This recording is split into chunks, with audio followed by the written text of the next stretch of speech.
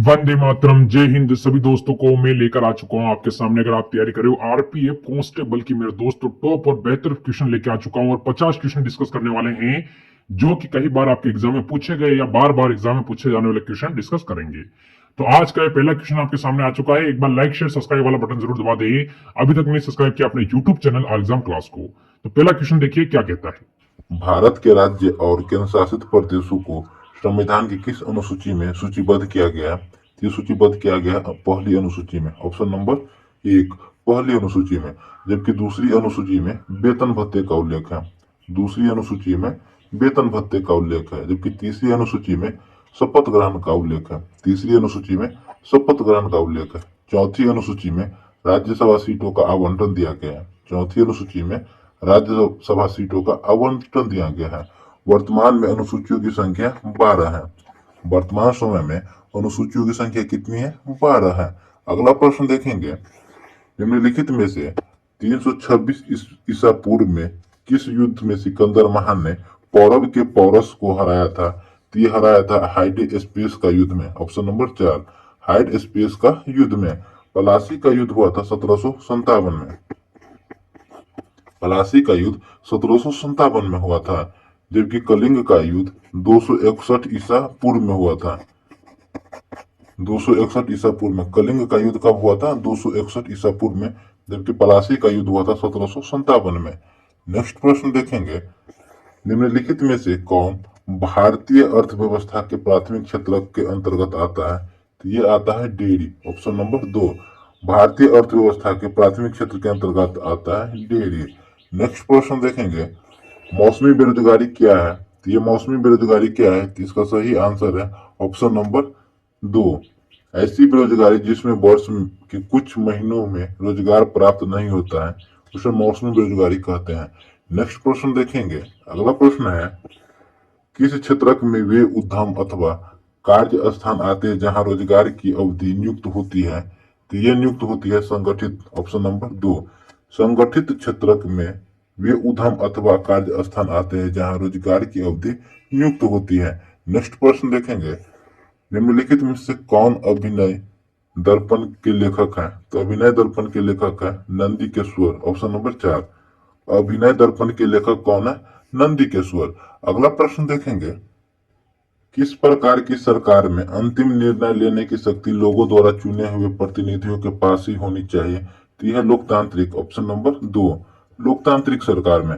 Next प्रश्न देखेंगे, निम्नलिखित में से कौन एक राजनीतिक कार्यपालिका का हिस्सा नहीं है? तो ये हिस्सा नहीं है रक्षा मंत्री का सचिव, ऑप्शन नंबर 4 राजनीतिक कार्यपालिका का हिस्सा नहीं है रक्षा मंत्री का सचिव। अगला प्रश्न देखेंगे, भारत के नए राज्य का गठन किससे होता है? तो ये होता है सरल बहुमत से, ऑप्शन नंबर 2 भारत में नए राज्य का गठन सरल बहुमत से होता है। नेक्स्ट प्रश्न देखेंगे, परमहंस मंडली के बारे में निम्नलिखित में से कौन सा कथन गलत है? तो यह कथन गलत है, ऑप्शन नंबर 2 इसके संस्थापक ईश्वर में विश्वास नहीं करते थे, ये गलत है। जबकि वे मुख्य रूप से जाति के नियमों का तोड़ने में रुचि रखते थे, ये सही है। इसकी स्थापना 1849 में महाराष्ट्र में हुई थी, ये भी सही है। उन्होंने विधवा पुनर्विवाह और महिला शिक्षा में भी वकालत की है, ये भी सही है। नेक्स्ट प्रश्न देखेंगे, अगला प्रश्न है, 42वें संवैधानिक संशोधन को किस नाम से जाना जाता है? तो यह जाना जाता है लघु संविधान, ऑप्शन नंबर 2 42वां संवैधानिक संशोधन को लघु संविधान के नाम से भी जाना जाता है। 42वां संवैधानिक संशोधन 1976 में हुआ था। 42वां संवैधानिक संशोधन 1976 में हुआ था। नेक्स्ट प्रश्न देखेंगे, भारतीय संविधान में कितने भाग हैं? तो ये भाग है 25, ऑप्शन नंबर 4 भारतीय संविधान में कितने भाग हैं? 25 भाग हैं।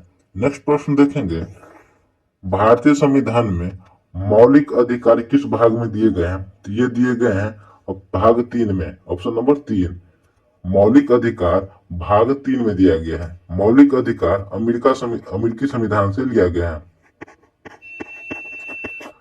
मौलिक अधिकार अमेरिकी संविधान से लिया गया है। मौलिक अधिकार अनुच्छेद अनुच्छेद 12 से 35 तक है। मौलिक अधिकार अनुच्छेद 12 से 35 तक है और अमेरिकी संविधान से लिया गया है और भाग 3 में है। नेक्स्ट प्रश्न देखेंगे, महावीर का जन्म कहाँ हुआ था? तो महावीर का जन्म हुआ था कुंडग्राम में। ऑप्शन नंबर 3, महावीर का जन्म कहाँ हुआ था? कुंडग्राम में।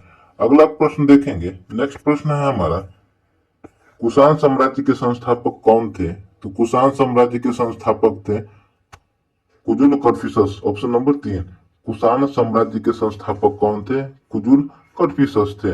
नेक्स्ट प्रश्न देखेंगे, पल्लव वंश की राजधानी क्या थी?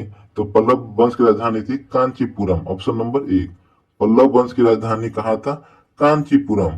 पल्लव वंश के संस्थापक कौन थे? तो पल्लव वंश के संस्थापक थे सिंह विष्णु। पल्लव वंश के संस्थापक कौन थे? सिंह विष्णु थे और पल्लव वंश की राजधानी कांचीपुरम था। नेक्स्ट प्रश्न देखेंगे, निम्नलिखित में से कौन सा वेद प्राचीनतम है? तो ये प्राचीनतम वेद है ऋग्वेद। ऑप्शन नंबर 2, कौन सा वेद प्राचीनतम है? ऋग्वेद प्राचीनतम वेद है। नेक्स्ट प्रश्न देखेंगे, महात्मा गांधी के साथ द्वितीय गोलमेज सम्मेलन परिषद में किसने भाग लिया था? तो ये भाग लिया था सुभाष चंद्र बोस ने। ऑप्शन नंबर 4, महात्मा गांधी के साथ द्वितीय गोलमेज सम्मेलन में सुभाष चंद्र बोस ने भाग लिया था। द्वितीय गोलमेज सम्मेलन 1931 में हुआ था। द्वितीय गोलमेज सम्मेलन कब हुआ था? 1931 ईस्वी में हुआ था। नेक्स्ट प्रश्न देखेंगे, digital quality of life index सर्वेक्षण में भारत का स्थान क्या है? तो भारत का स्थान है 52वां। Option number 2, digital quality of life index में भारत का स्थान 52वां है। नेक्स्ट प्रश्न देखेंगे, भारत तथा श्रीलंका को जोड़ने वाले सेतु का नाम क्या है? तो इस सेतु का नाम है एडम्स सेतु। ऑप्शन नंबर 3, कौन सा सेतु है? एडम्स सेतु। एडमस सेतु। भारत तथा श्रीलंका को जोड़ने वाले सेतु का क्या नाम है? एडमस सेतु है। नेक्स्ट प्रश्न देखेंगे, डेथ वैली किस देश में स्थित है? तो ये स्थित है संयुक्त राज्य अमेरिका में। ऑप्शन नंबर 4, डेथ वैली किस देश में स्थित है? संयुक्त राज्य अमेरिका में स्थित है। नेक्स्ट प्रश्न देखेंगे, पृथ्वी पर दिन तथा रात्रि चक्र किसके कारण होती है? तो ये होती है पृथ्वी के घूर्णन के कारण। ऑप्शन नंबर 1, पृथ्वी पर दिन तथा रात्रि चक्र किसके कारण होती है? पृथ्वी के घूर्णन के कारण होती है। नेक्स्ट प्रश्न देखेंगे। अगला प्रश्न है, सूर्य ग्रहण के समय निम्नलिखित में से कौन मध्य में रहता है? तो ये मध्य में रहता है चंद्रमा। ऑप्शन नंबर 2, सूर्य ग्रहण के समय मध्य में चंद्रमा होता है। अगला प्रश्न देखेंगे। नेक्स्ट प्रश्न है, किसने मालदीव का राष्ट्रपति चुनाव जीता है? तो ये जीता है डॉक्टर मोहम्मद मुइजू ने। ऑप्शन नंबर 1, मालदीव का राष्ट्रपति चुनाव किसने जीता है? डॉक्टर मोहम्मद मुइजू ने जीता है। नेक्स्ट प्रश्न देखेंगे, समय समय पर गुद्दा द्वारा मल बाहर निकाल दिया जाता है जिसे कहा जाता है निष्कासन। ऑप्शन नंबर 2, समय समय पर गुद्दा द्वारा मल बाहर निकाल दिया जाता है जिसे निष्कासन कहा जाता है। नेक्स्ट प्रश्न देखेंगे, रोग उत्पन्न करने वाले सूक्ष्म जीवों को क्या कहा जाता है? इसको कहा जाता है रोगाणु। ऑप्शन नंबर 3, रोग उत्पन्न करने वाले सूक्ष्म जीवों को रोगाणु कहते हैं या पैथोजेंस कहते हैं। रोगाणु या पैथोजेंस कहते हैं। नेक्स्ट प्रश्न देखेंगे, पीयूष ग्रंथि कहाँ स्थित होती है? तो ये स्थित होती है मस्तिष्क के निकट। ऑप्शन नंबर 4, पीयूष ग्रंथि मस्तिष्क के निकट स्थित होती है। नेक्स्ट प्रश्न देखेंगे, निम्नलिखित में से किसने क्रमिक विकासवाद का सिद्धांत दिया था? तो ये सिद्धांत दिया था डार्विन ने। ऑप्शन नंबर 3, क्रमिक विकास का सिद्धांत किसने दिया था? डार्विन ने। जबकि मेंडल को आनुवांशिकी का जनक कहा जाता है। ग्रेगर जॉन मेंडल को आनुवांशिकी का जनक कहते हैं। जबकि रदरफोर्ड ने रेडियोधर्मिता की खोज की थी। रदरफोर्ड ने रेडियोधर्मिता की खोज किया था, जबकि विकासवाद का सिद्धांत डार्विन ने दिया था। नेक्स्ट प्रश्न देखेंगे, निम्नलिखित में से कौन एक संयोजी ऊतक नहीं है? तो संयोजी ऊतक नहीं है हृदय मांसपेशी। ऑप्शन नंबर 3, संयोजी ऊतक नहीं है हृदय मांसपेशी। अगला प्रश्न देखेंगे, निम्नलिखित में से कौन सा गति का मात्रक नहीं है? तो गति का मात्रक नहीं है मीटर स्क्वायर पर घंटा, ये गति का मात्रक नहीं है। जबकि मीटर पर सेकंड मात्रक है, किलोमीटर पर घंटा मात्रक है, सेंटीमीटर पर सेकंड मात्रक है। नेक्स्ट देखेंगे, किस वैज्ञानिक ने गति के नियम दिए थे? तो ये गति के नियम दिए थे न्यूटन। ऑप्शन नंबर 2, गति का नियम किसने दिया था? न्यूटन ने दिया था। नेक्स्ट प्रश्न देखेंगे, किसी वस्तु की सतह से लंबवत लगने वाले बल को कहते हैं, किस बल को परनोद कहते हैं? ऑप्शन नंबर 3, किसी वस्तु की सतह के लंबवत लगने वाले बल को परनोद कहते हैं या थ्रस्ट कहते हैं। नेक्स्ट प्रश्न देखेंगे, निम्नलिखित में से किस राशि का कोई मात्रक नहीं है? तो मात्रक नहीं है सापेक्षिक घनत्व का। ऑप्शन नंबर 3, सापेक्षिक घनत्व का कोई मात्रक नहीं है, जबकि गति का मात्रक मीटर पर सेकंड होता है।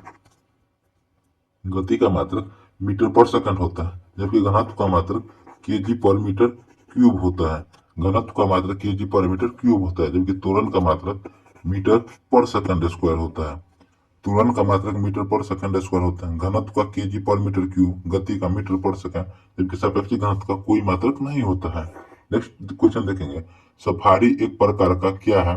तो सफारी एक प्रकार का ब्राउजर है। ऑप्शन नंबर 2, सफारी एक प्रकार का ब्राउजर है। नेक्स्ट प्रश्न देखेंगे, किसे साहित्य में 2023 का नोबेल पुरस्कार दिया गया है?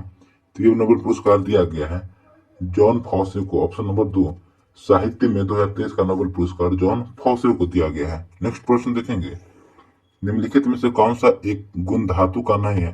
तो धातु का गुण नहीं है उष्मा का कुचालकता। ऑप्शन नंबर 4, कौन सा गुण धातु का नहीं है उष्मा का कुचालकता। नेक्स्ट प्रश्न देखेंगे, एंटा एसिड का प्राकृतिक कैसी होती है? ये क्षारीय होता है। ऑप्शन नंबर 2, एंटा एसिड क्षारीय प्रकृति का होता है। नेक्स्ट प्रश्न देखेंगे, परमाणु के नाभिक के घटक क्या होते हैं? तो इसके घटक होते हैं प्रोटॉन तथा न्यूट्रॉन दोनों। ऑप्शन नंबर 3, परमाणु की नाभिकी यानी कि केंद्रक के घटक क्या होते हैं? प्रोटॉन तथा न्यूट्रॉन। नेक्स्ट प्रश्न देखेंगे, ऋणायन कैसे बनते हैं? तो ऋणायन बनते हैं इलेक्ट्रॉन के संयोजन से। ऑप्शन नंबर 1, ऋणायन कैसे बनते हैं? इलेक्ट्रॉन के संयोजन से। अगला प्रश्न देखेंगे, विंडोज बेस्ड कंप्यूटर के दो फाइल एक ही फोल्डर में नहीं हो सकती है यदि यदि उनके नाम समान हो और फाइल टाइप समान हो। Option number 3। नेक्स्ट प्रश्न देखेंगे, अगला प्रश्न है सही युग्म का चुनाव करें। तो सही युग्म है ऑप्शन नंबर 4, 1 और 2 दोनों। तृतीयक अमोनियम यौगिक साबुन उद्योग में, तृतीयक अमोनियम यौगिक साबुन उद्योग में, जबकि व्यंजक लिकर कागज तथा लुगदी उद्योग में। 1 और 2 दोनों सही है। अगला प्रश्न देखेंगे, निम्नलिखित में से कौन सा पर्यावरण का एक जैव घटक है? तो पर्यावरण का जैव घटक है हरित पौधा। ऑप्शन नंबर 4, पर्यावरण का जैव घटक है हरित पौधा। नेक्स्ट प्रश्न देखेंगे, 1929 में भारतीय राष्ट्रीय कांग्रेस ने किसकी अध्यक्षता में पूर्ण स्वराज का मांग की थी? तो ये मांग की थी जवाहरलाल नेहरू। ऑप्शन नंबर 2, 1929 में भारतीय राष्ट्रीय कांग्रेस ने जवाहरलाल नेहरू की अध्यक्षता में पूर्ण स्वराज का मांग किया था। नेक्स्ट प्रश्न देखेंगे, ग्लोबल इंडेक्स 2023 रैंकिंग में भारत का स्थान क्या है? तो भारत का स्थान है 40। Option number 4, global innovation index, global innovation index 2023 में भारत का स्थान 40वां है। नेक्स्ट प्रश्न देखेंगे, स्ट्राइक आउट किस खेल से संबंधित है? तो ये बेसबॉल से संबंधित है। Option number 3, strike out baseball से संबंधित है। नेक्स्ट प्रश्न देखेंगे, कसीदा एक प्रकार की कढ़ाई है जो भारत के किस राज्य में प्रसिद्ध है? तो ये प्रसिद्ध है जम्मू तथा कश्मीर में। ऑप्शन नंबर 3, कसीदा एक प्रकार की कढ़ाई जो भारत के किस राज्य में प्रसिद्ध है? जम्मू तथा कश्मीर में। नेक्स्ट प्रश्न देखेंगे, C K Naidu life time achievement पुरस्कार प्राप्त करने वाली सर्वप्रथम महिला क्रिकेटर कौन है? तो ये है Shantharanga Swamy. Option number 3, Shantharanga Swamy. Option number 3, CK Naidu life time achievement पुरस्कार प्राप्त करने वाली सर्वप्रथम महिला क्रिकेटर कौन है? शांतारंगा स्वामी, शांतारंगा स्वामी। नेक्स्ट प्रश्न देखेंगे, नंदा देवी पर्वत भारत के किस राज्य में स्थित है? तो ये स्थित है उत्तराखंड में। ऑप्शन नंबर 1, नंदा देवी पर्वत उत्तराखंड राज्य में स्थित है। नेक्स्ट प्रश्न देखेंगे, अगला प्रश्न है हमारा, एशियाई खेलों में 2023 में रोहन बोपन्ना कौन सा ऋतुजा भोसले ने टेनिस में पदक जीता है? तो ये पदक जीता है स्वर्ण पदक। ऑप्शन नंबर 2, एशियाई खेलों में 2023 में रोहन बोपन्ना और ऋतुजा भोसले ने कौन सा पदक जीता है? स्वर्ण पदक जीता है। नेक्स्ट प्रश्न देखेंगे, Abhinav Bharat society of revolution reach की स्थापना किसके द्वारा की गई थी? तो यह स्थापना की गई थी विनायक सावरकर के द्वारा। Option number 2, Abhinav Bharat society of revolution reach की स्थापना किसके द्वारा की गई थी? विनायक सावरकर के द्वारा। तो दोस्तों हमारा 50 क्वेश्चन का सेशन कंप्लीट हुआ। इस